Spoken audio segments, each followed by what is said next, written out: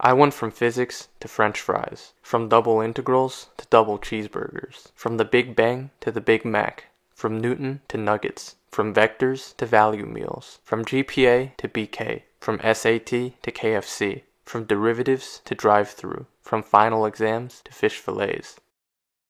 Is that enough? I think that's enough for now. From quantum theory to quarter pounders, from counting atoms to counting pickles. All jokes aside though, I don't actually work at McDonald's. Yet.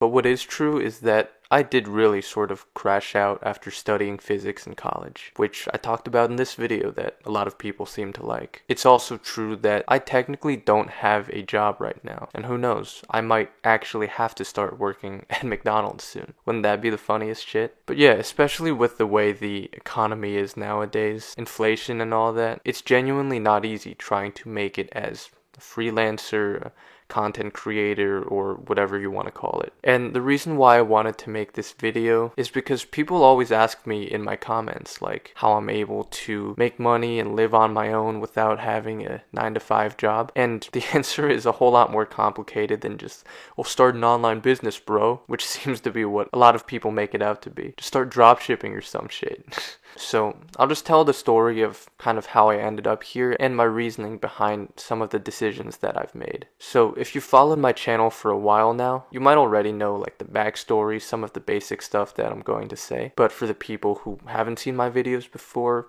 quick rundown. I grew up in a very traditional Asian household. I was always forced to be the best student in school. I was hyper focused on academics, and I also dealt with a lot of just abuse when I was a kid. Almost got put in a foster family and all that, but that led me to become very like shy, socially awkward, and I've always been sort of an outcast. I had a lot of severe mental and emotional issues, but because I was such a good student, I was still able to go to one of the top universities in America, and I studied physics there. Over that time, I dealt with a lot of really bad issues, both academically, socially, and just everything in my life, essentially, and I crashed out.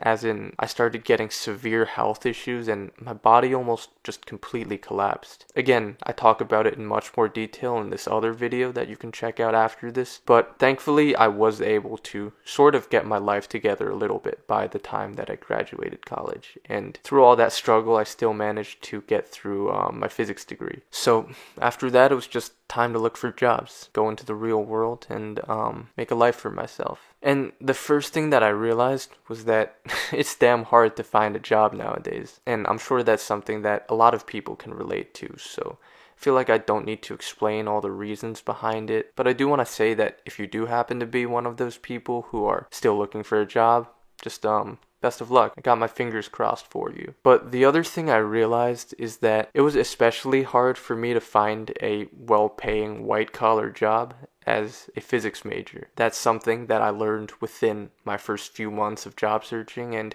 you might think I'm crazy. You might think like, oh, it's easy to get a good job with a physics degree because employers, they'll just see that you have good analytical skills and you can essentially go into any field that involves numbers and all that. And that's what my teachers and guidance counselors and everyone around me told me, like, to feel better about it. So I thought that was the case. But when I started actually looking for jobs, it turned out to be a lot different. For example, like, you might think that as a physics major, it might be easy to find something involving finance or econ, those kinds of jobs. But the truth is that most companies would much rather just hire someone who specifically studied those subjects in college. There are literally tens of thousands of finance students from all across the country, tens of thousands of econ students who dedicated a full 4 years of their time in college to studying that specialized field. And those people probably also have like internships and legitimate experiences and connections within the industry. It's obviously much harder for me, and it makes sense that those companies would rather hire someone like that rather than someone who,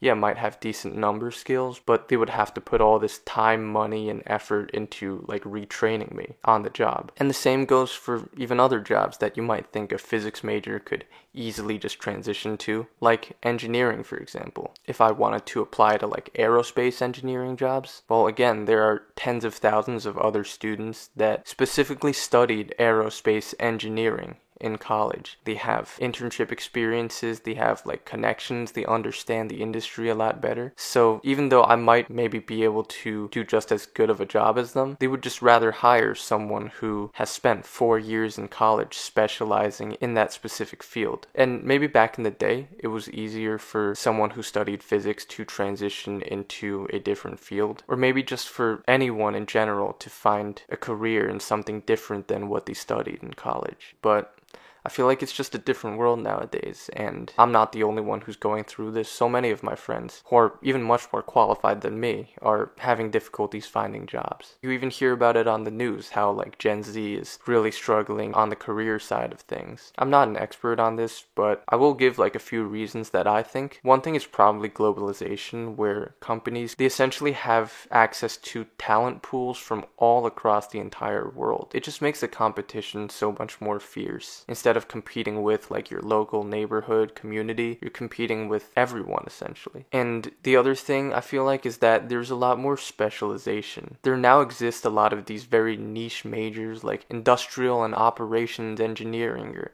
that kind of stuff, which is, it's specifically made to funnel those students into jobs in those fields. So it's like an easy pipeline for them, but anyone else who's applying to those specific jobs, they definitely will be at a disadvantage. So when you're competing against people with very niche majors for that specific job, but you're a generalist, something like a physics major or something that's just more broad instead of specific, those people are going to have an upper hand and you're going to be at a disadvantage naturally in terms of hiring. And I'm not trying to like blame it on the physics major if that's what it comes across as, because I should have known at the time that if you're a physics major, you're not really expected to go into the job market after finishing undergrad. With a physics major, like you're kind of expected to go on to grad school, try to go into research. So obviously just trying to find a job immediately out of college with a physics bachelor's isn't something normal, I'd say. But obviously I had certain circumstances that made it that way for me. So yeah, well, the physics degree definitely didn't help me in looking for jobs. A big part of it is also on myself. Like, it's a skill issue essentially, because I was an okay student with okay grades in college, but that's pretty much it. I didn't have any like research experience, didn't do anything too advanced. I had work experience, which I'll mention later, but those work experiences weren't really relevant to my field of study. And then when it came to like the hiring process, I didn't have many advantages either. Like, I'm just gonna be real here. I'm a straight Asian male, so when it comes to like DEI and all that kind of stuff,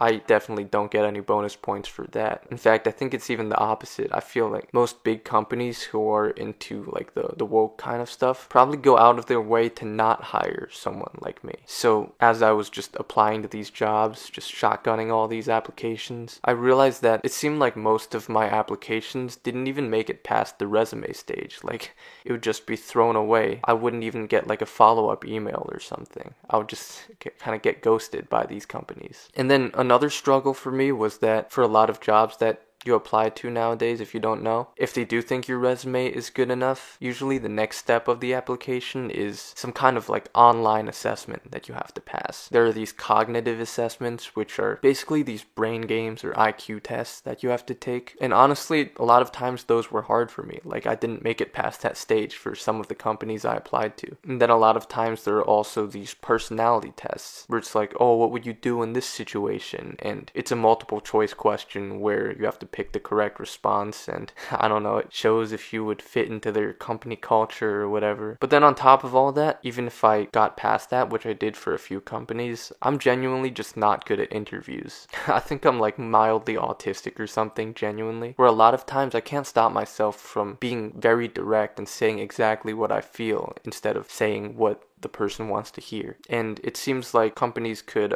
sense that, and they didn't like it.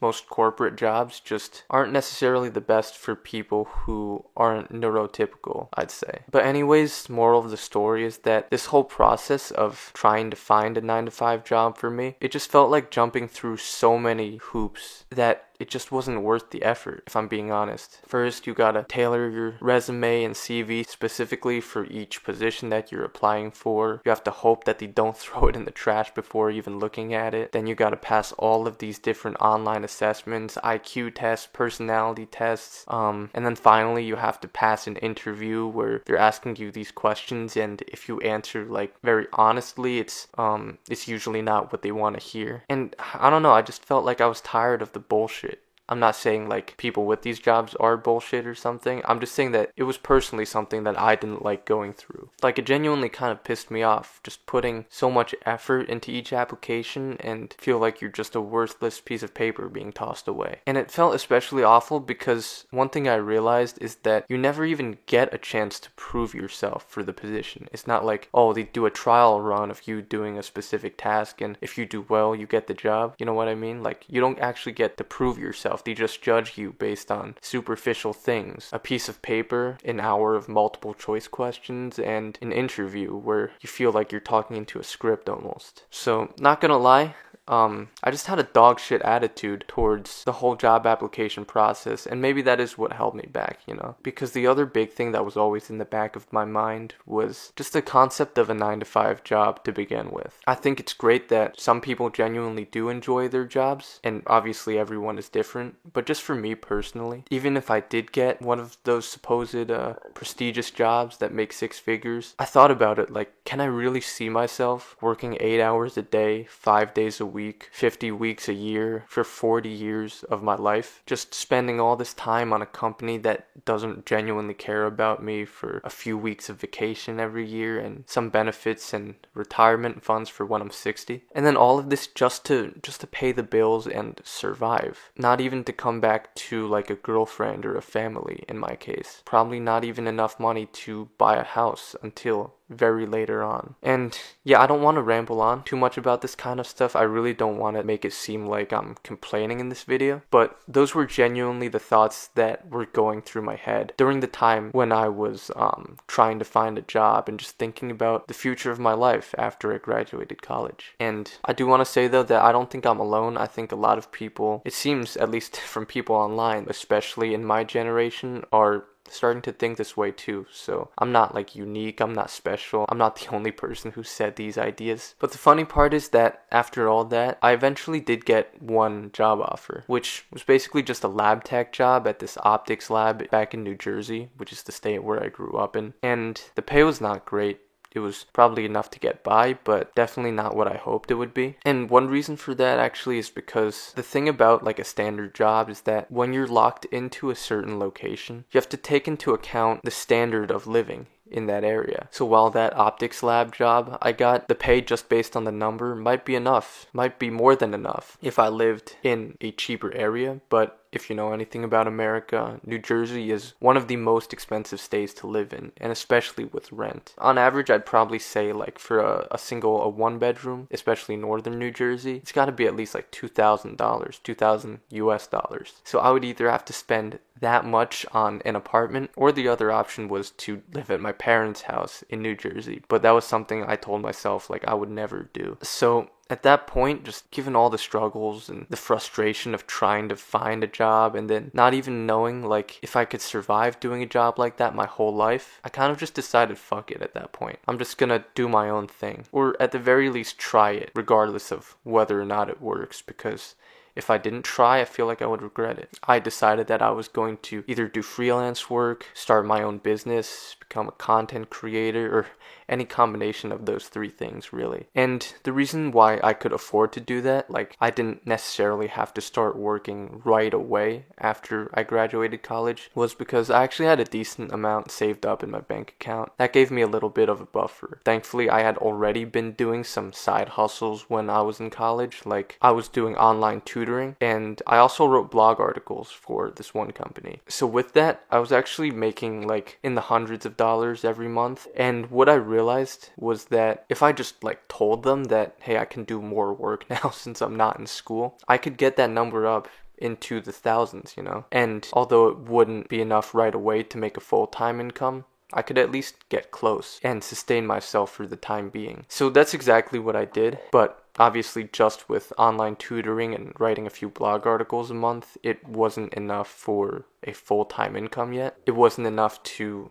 move out and start living on my own. Actually, where I was living at the time was my old college apartment because I graduated a semester early and the lease hadn't ended yet. So that's what allowed me to have a place to live. But anyways, I realized that I needed probably at least one more source of income. So earlier in the year, I spent a few months just trying to figure something out. I tried using freelance job boards like Fiverr and Upwork, but I soon realized that a lot of those had extremely low pay, like literally in the single digits per hour, because the competition is extremely high and the market is really saturated with people from all over the world. And then another thing I did is I tried like cold emailing clients, asking, hey, do you need help with writing or marketing related stuff? And that didn't work either. But what worked for me was when I did the same thing, but instead I reached out to people that I actually knew, leveraging like the connections that I had. I contacted any companies or people that I previously worked for or that I knew had some kind of involvement in a small business. I basically just reached out to them and asked if they needed help with writing and marketing related stuff. And one of them did end up responding and saying that they wanted me to help work on their website. And I landed that gig, or whatever you want to call it. So that was like a big break for me, a major source of income that when you put it on top of the tutoring and the blog articles that I did, it was basically enough to move out, get a place, and start out on my own. It wasn't a lot of money, but the good thing about online freelance work is that you can make your money go a little bit further by choosing where you live. You're not tied down to a specific location. If the money's the same, you can choose to move to a place where your money is worth more. I decided to move to Arizona because obviously I love the nature and the weather, but also the rent is a lot cheaper, at least cheaper than in big cities. So I was actually able to get a really nice apartment for not crazy expensive. So nowadays that's still what I'm doing, and a lot of people seem to think that I have it like all figured out, but I really don't. Like, I make enough to get by, but it's not a ton of money. The other thing though is that I do have this YouTube channel. It really doesn't make a lot, but it's something extra at least. Like, if one of my videos goes viral here and there, it'll be just like an extra few $100s a month, which is nice, but it's not close to like replacing my income yet. But who knows, maybe I'll make it there someday. Doing freelance work, like what I do, is not a steady income from month to month. The work is not always consistent. There's some months where I have to spend a lot more. So going to the beginning of the video, that's why I said, like, if things do get tough financially, maybe I will have to end up working part-time at a fast food restaurant or something, or maybe driving DoorDash or whatever, as a former physics major. But I'm totally fine with it, because this is the path I chose. You reap what you sow in life, and there's no regrets. Even if it doesn't work out, there's nothing I regret, because at least I tried to do what I wanted. I'd rather potentially fail while living on my own terms than succeed while living on someone else's terms. But yeah, that's the story of how I ended up here, some of the reasoning behind the decisions that I made, and long story short, for the people who always ask in my comments, like, how am I making money? It's 2 freelance writing / marketing gigs, you could call it that, some online tutoring, and this YouTube channel. Basically, that's it. I'm not rich. I actually make less than what I would have if I had taken that previous job offer that I got. But I like it because the positives are that I get to choose my own hours, work on my own time, choose my days off, travel a lot, live in a location that I want to live, and just overall have more freedom. That's what it's all about, at least to me, at the end of the day. And for anyone who kind of feels the same way, let this video make it known to you that it's definitely possible, you know? It's great to have a stable job with a stable income, but you don't have to go down that path if that's not what you want. Like, there are other ways to make money in life. And I am hopeful because I do see that this YouTube channel it's growing pretty quickly. I'm really grateful for all the support. And yeah, maybe if my videos continue to do well, then I won't have to work at McDonald's. I won't have to go from physics to French fries. But we'll see. We'll see. I'm 23 years old, just starting out life on my own, really. And I have no idea how the rest of it is going to play out, but whatever it is, I'm excited for what's ahead.